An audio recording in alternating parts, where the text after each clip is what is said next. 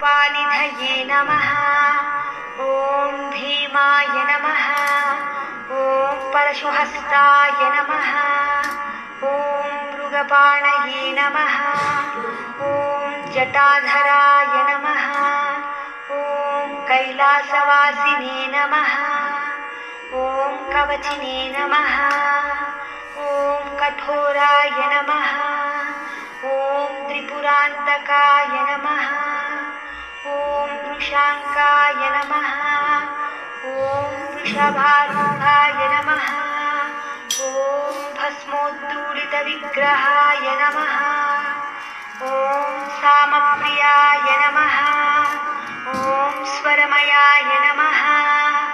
ॐ त्रयीमूर्तये नमः। ॐ अनीश्वराय नमः। ॐ सर्वज्ञाय नमः। ॐ परमात्मने नमः। ॐ सोमसूर्याग्निलोचनाय नमः। ॐ हविषे नमः।